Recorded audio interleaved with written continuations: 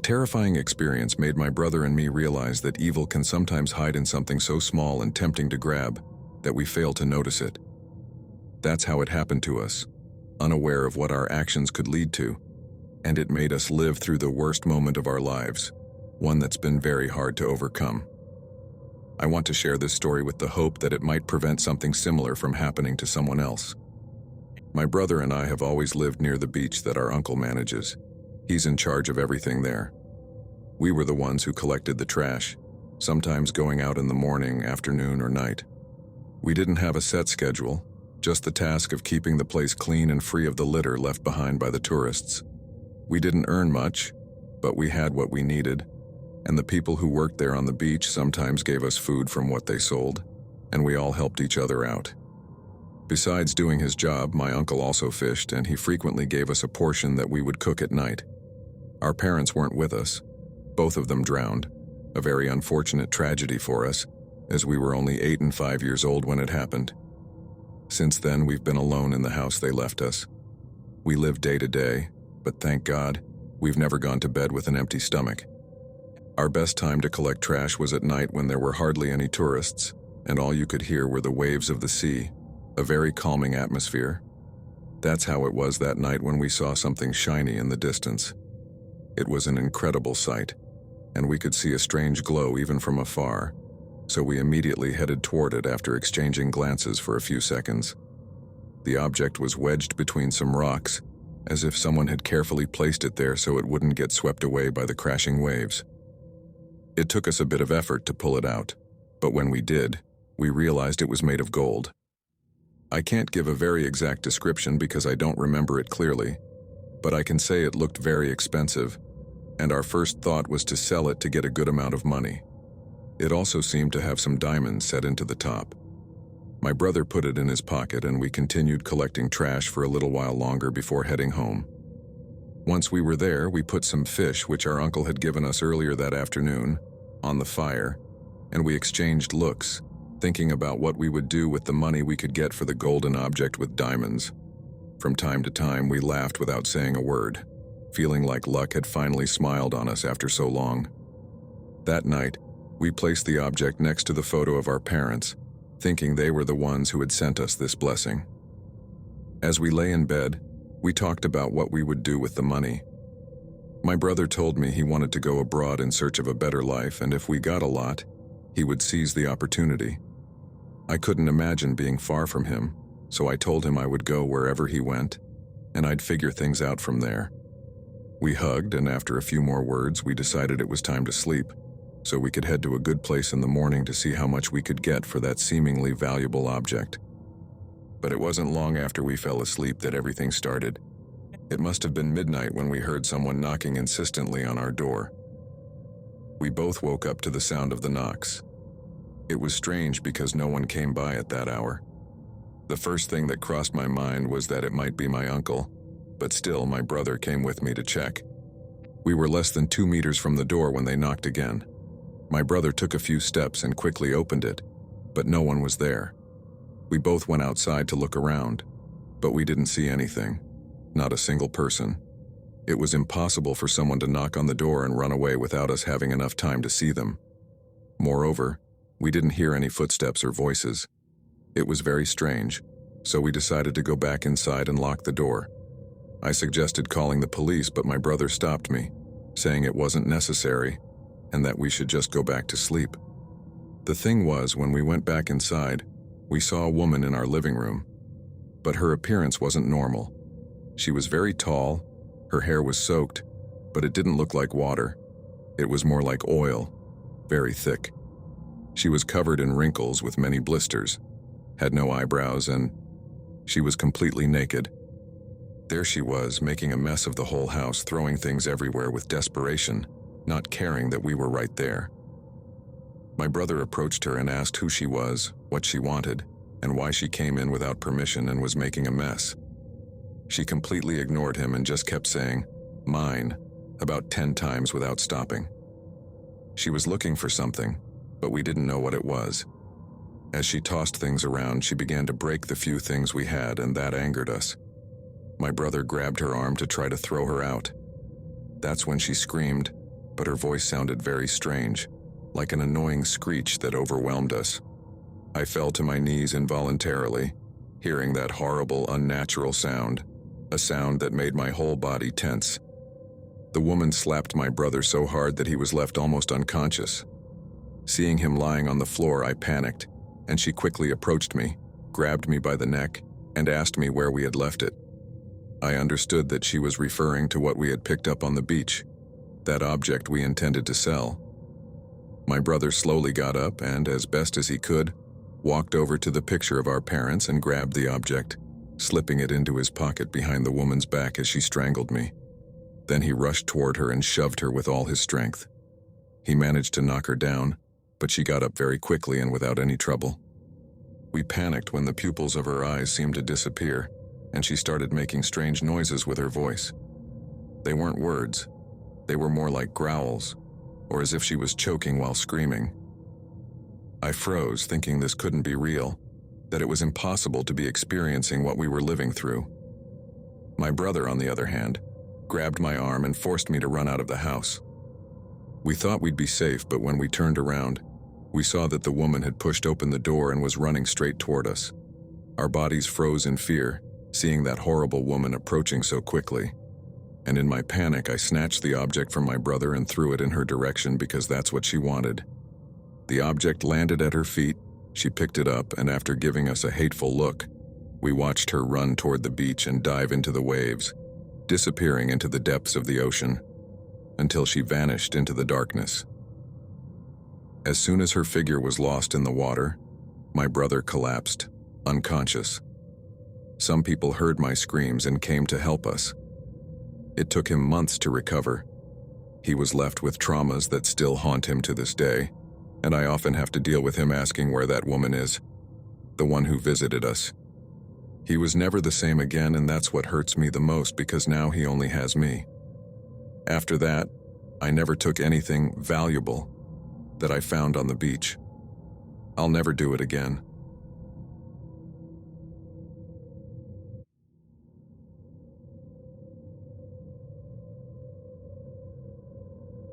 A bad situation sometimes puts us in a position we would avoid at all costs. But that night, I had to surrender and condemn my soul, forced when I had no other choice. If only I had ignored something as simple as a flyer, maybe my life would be different, and I wouldn't be a miserable survivor. I need to share my story with you. My name is Carlos. At that time, I was a garbage collector, going through a very rough patch at home.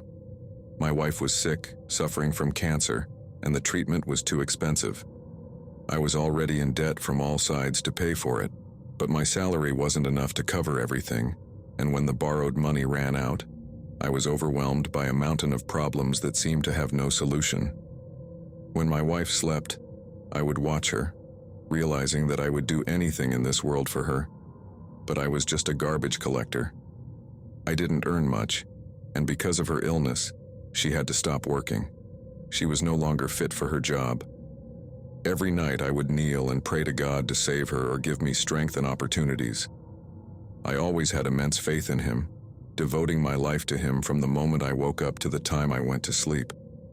I couldn't imagine the moment when my wife would die from that illness, and I cried every time I thought about it. I looked for jobs in other places where I would be paid better, but they rejected me. Some didn't even bother to call me back, which was the worst part. I felt like I would never find a solution. Then the day came when they told me at work that they would change the area where I usually collected. Apparently they hired new people, and that led to a reorganization of the routes and all that. I didn't give it much thought since it was still closer to home anyway. Days went by and I worked as usual, and then, while picking up some trash bags, a flyer fell to the ground. It was an ad for a place that loaned money to people without caring about what they owed elsewhere or their debts with the banks. It caught my attention, and I decided I would look into it further, hoping to get the money for my wife's treatment and other pending expenses. The idea kept drilling into my head throughout the day, and I couldn't resist, so I went to that place during work hours, not caring about anything. I got off the truck, asking my coworker to do me a favor and not say anything, then rushed home to change and went to the place. The location was a bit strange. It was in the middle of a dark alley, with the door at the very end. I could see the sign above it, and I walked slowly, considering turning back and returning to work, but in the end I didn't. I think I thought too much about my wife's illness and how anything could be worth it as long as I could get money for her treatment. I knocked on the door and it opened on its own. On the other side there was only darkness. Nothing could be seen, but I went in anyway. Seconds later, the door behind me shut, and dim lights came on, illuminating the room and allowing me to see about 10 people with masks looking at me. I didn't know who they were, but I felt in danger. My desperation for help blinded me to all the warning signs, or maybe I noticed but ignored them. I tried to open the door to leave, but somehow it was already locked. They all stared at me as I stood there frozen, not knowing what was happening until a woman uncovered her face and told me to come closer, saying the door wouldn't open until they decided so. I had no choice but to obey. Then, she told me everything I was going through. My wife's illness, the debts, everything, as if they had been watching me all along. They assured me they had the solution to all my problems, but I had to give something valuable in return.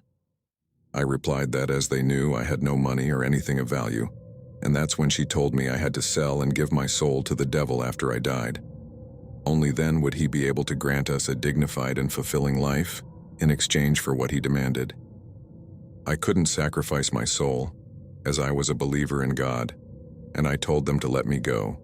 But then one of them pulled out a knife, and the woman said they weren't allowed to let me leave unless I committed my soul. If I didn't, they would kill me right there. They began pressuring me to make a decision, yelling at me. They weren't joking at all, and were determined not to let me go until I accepted. Under the pressure of everything they were saying, I agreed.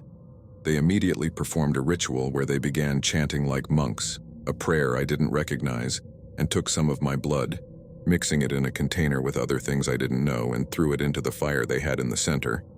I don't want to share more details about that because it was truly horrifying, but after about 10 minutes, they let me go, assuring me that all my problems would be fixed, and it would remain that way until the day I died, but my soul would fulfill its pact.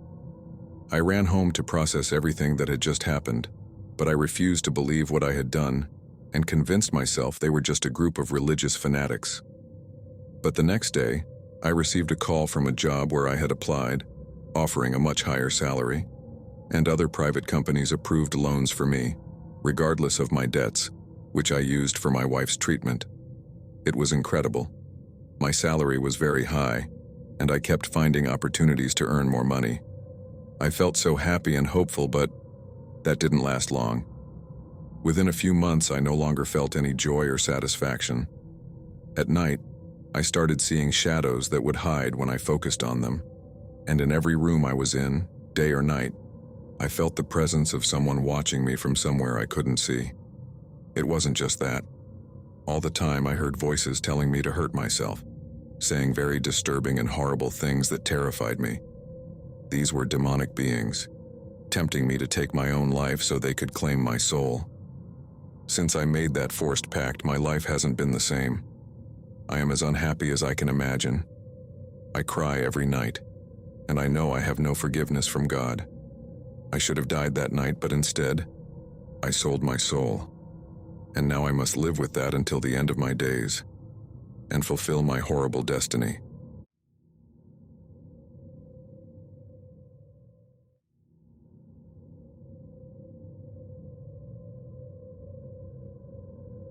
Good evening, community. This evening I want to share my story with you. It's one of the first things I think about the moment I wake up. It's impossible for me to ignore. Everything changed forever, and every day I ask God for the strength to keep going. I used to be a garbage collector hired by a cleaning company. A friend helped me get the job because I really needed it. The pay wasn't much, but it was enough to eat. Besides, my wife also worked. She never reproached me for earning less than she did. We've always been the two of us against the world.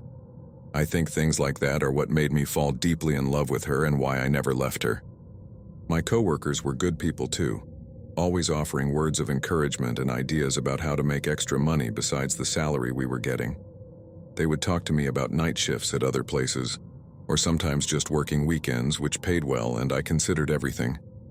I liked being around people who, no matter the situation, were always thinking about the future, always looking for ways to improve.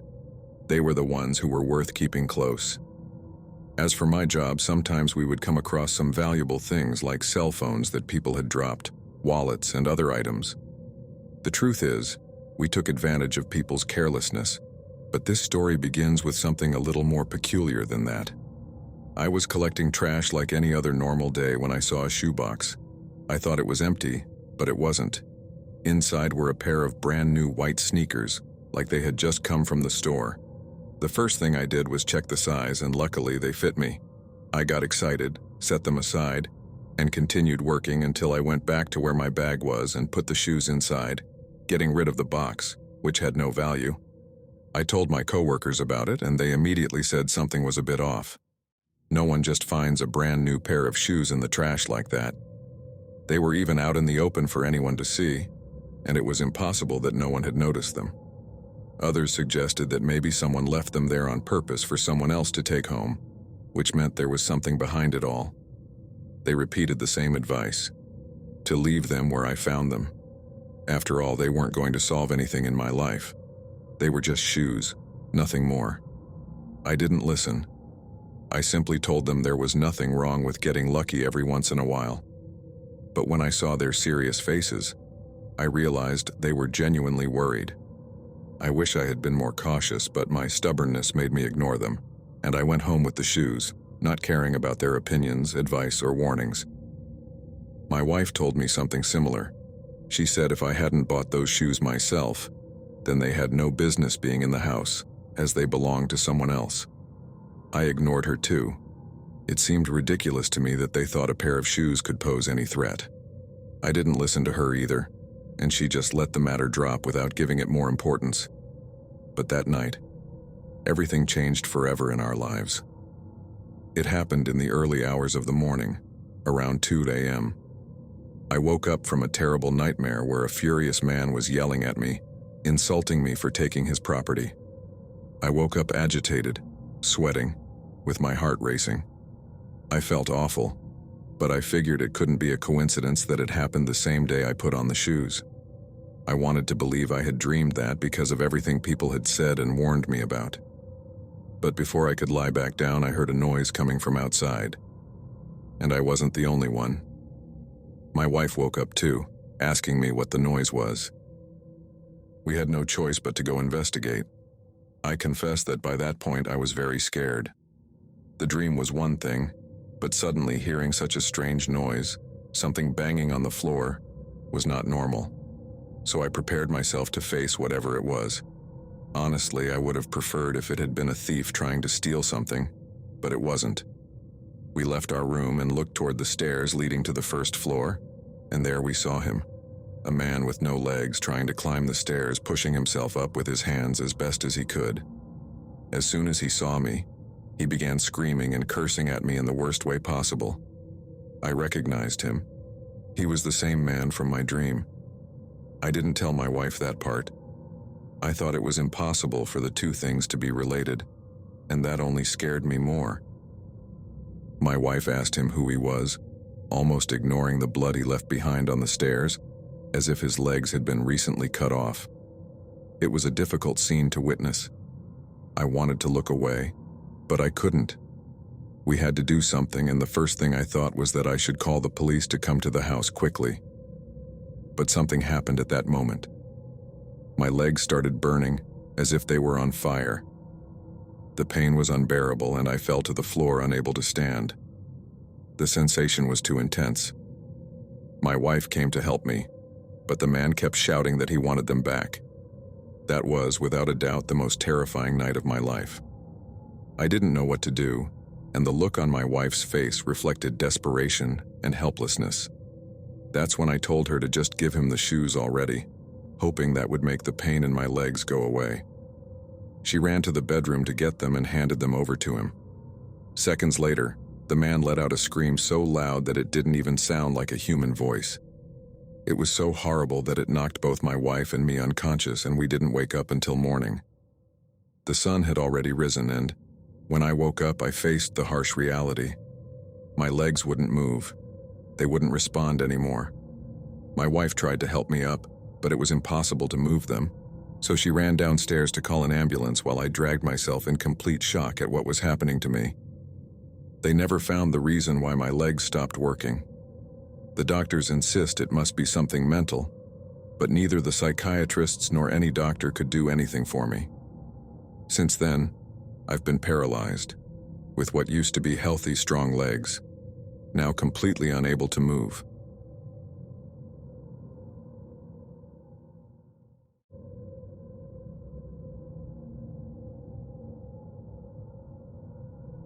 I have never been a coward, and this story proves it, as it also suggests that the evil that surrounds us will always find a way to harm and hurt us.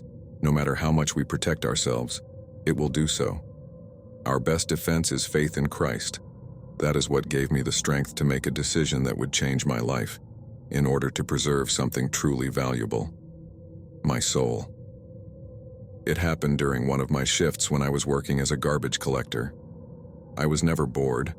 My co-workers always had stories to share, keeping the atmosphere interesting while we collected the trash and did our tasks. They would talk about how things were going at home, some even dealing with their mothers-in-law, who made their lives miserable.